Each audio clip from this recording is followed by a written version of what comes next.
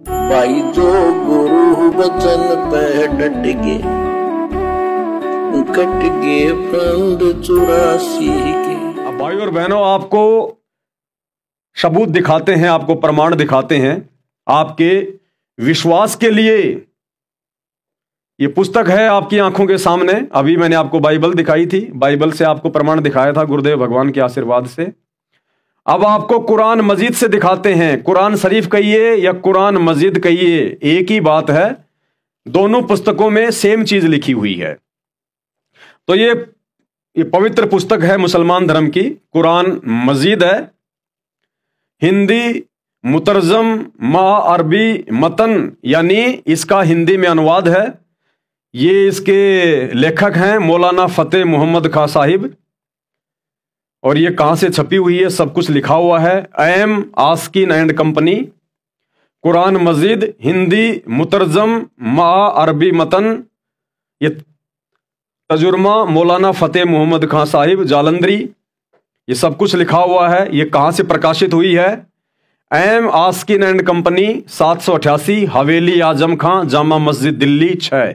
ये इनके phone number हैं। कोई नकली पुस्तक नहीं है, डुप्लीकेट नहीं है, वही है जो हर मुसलमान के घर में है और हर मस्जिद में है। अब इसमें चलिएगा, कहां भगत शहजाद खान ने देखा जो सतगुरु रामपाल जी ने अपनी उस भक्ति सौदागर को संदेश नामक पुस्तक में लिखा हुआ था, कि कहां पर क्या लिखा हुआ है?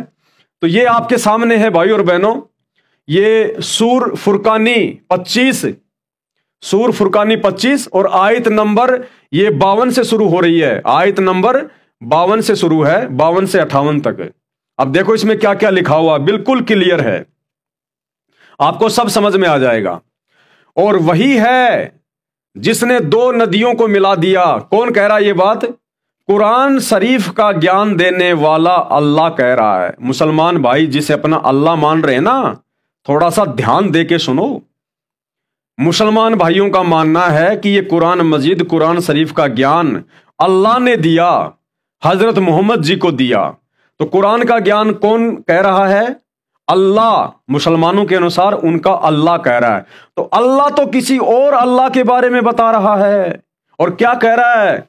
और वही है जिसने दो नदियों को मिला दिया, एक का पानी मीठा है, प्यास बुझाने वाला है, और दूसरे का खारी है। यानी मुसलमानों का अल्लाह कह रहा है कि वही है, यानी मेरे अलावा वो दूसरा अल्लाह, बड़ा अल्लाह वही है जिसने दो नदियों को मिला दिया, एक का पानी मीठा है प्यास बुझाने वाला और दूसरे का खारी है, छाती जलाने वाला, और दोनों के दरमियान एक आड़ और मजबूत ओट बना दी। और वही है जिसने पानी से आदमी पैदा किया। क्या कह रहा है आयत नंबर 53 में? मुसलमानों का अल्लाह जिसे वो अपना अल्लाह कह रहे हैं, वो असल में अल्लाह नहीं है, वो शैतान है, डुप्लीकेट अल्लाह है, जिसको हिंदू धर्म में काल कहते हैं। वो उस दूसरे अल्लाह की ओर संकेत करते हुए कह रहा है और वही है, और वही तो है, अन्यथा उसको ये बात कहने की क्या जरूरत थी? अगर उसी ने सब कुछ बनाया है तो ये कह देता कि मैंने ये बनाया, मैंने वो बनाया, फिर मैंने ये बनाया। लेकिन वो अल्लाह तो किसी और अल्लाह की ओर संकेत कर रहा है। और क्या कह रहा है?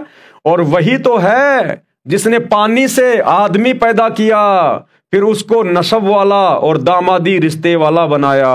और तुम्हारा परवरदिगार हर तरह की कुदरत रखता है। क्या कह रहा है हजरत मोहम्मद को? कि तुम्हारा परवरदिगार, यानी वो स्वयं परवरदिगार नहीं है, उस दूसरे अल्लाह की ओर, उस कबीर भगवान की ओर संकेत कर रहा है कि ए हजरत मोहम्मद, तुम्हारा परवरदिगार हर तरह की कुदरत, यानी हर प्रकार की शक्ति रखता है वो अपने पास में। और ये लोग खुदा को छोड़कर ऐसी चीज की पूजा करते हैं कि जो न उनको फायदा पहुंचा सके और न नुकसान।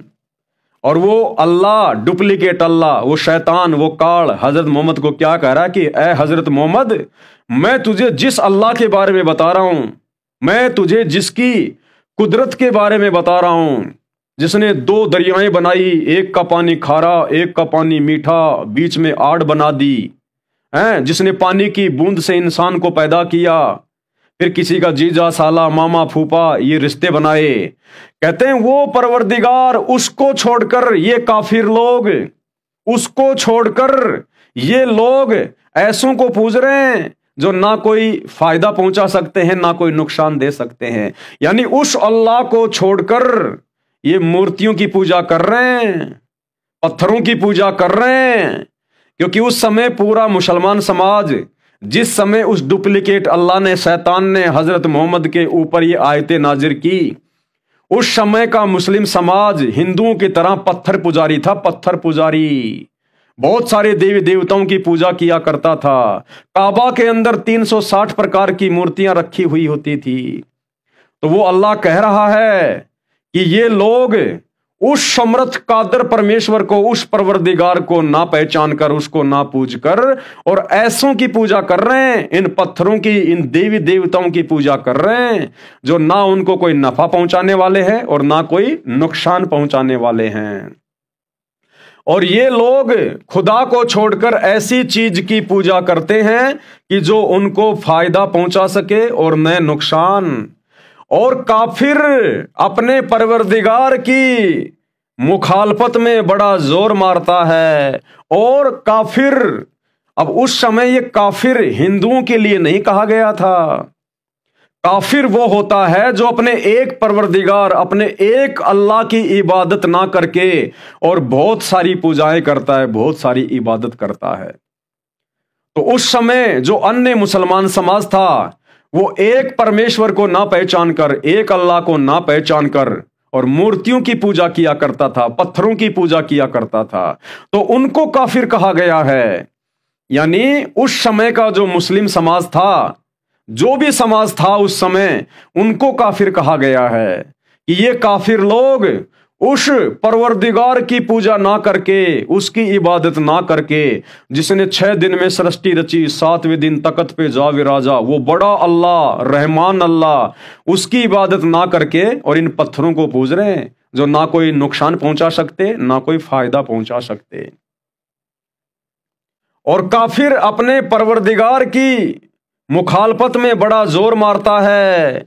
आयत नंबर 55, और हमने ए मोहम्मद तुमको सिर्फ खुशी और अजाब की खबर सुनाने को भेजा है। आयत नंबर 56 कह दो कि तुमसे इस काम का मुआवजा नहीं मांगता। यानी वो डुप्लीकेट अल्लाह, वो शैतान, वो काल हजरत मोहम्मद को कह रहा है कि ए हजरत मोहम्मद, इन काफिरों को, जो तुम्हारे समाज के लोग हैं, जो ये पत्थरों की पूजा कर रहे हैं, इनको कह दो कि उस अल्लाह की जानकारी देने के लिए मैं तुमसे कोई पैसा नहीं लूंगा, कोई धन नहीं लूंगा, मैं तुम्हें खुशी में जानकारी दे रहा हूं। हां, जो शख्स चाहे अपने परवरदिगार की तरफ जाने का रास्ता अख्तियार कर ले और उस खुदा ए जिंदा पर भरोसा रखो। अब देखो भाई और बहनों, बिल्कुल क्लियर, बिल्कुल साफ, मुसलमान भाई जिसे अल्लाह मानते हैं, जिसने कुरान शरीफ का ज्ञान हजरत मोहम्मद को दिया, अरे वो तुम्हारा अल्लाह तो खुद कह रहा है किसी और अल्लाह के विषय में। क्या कह रहा है? और उस खुदा ए जिंदा पर भरोसा रखो जो कभी नहीं मरनेगा। कि उस खुदा ए जिंदा पर भरोसा रखो, उस परमात्मा पे भरोसा रखो। कौन था वो खुदा ए जिंदा?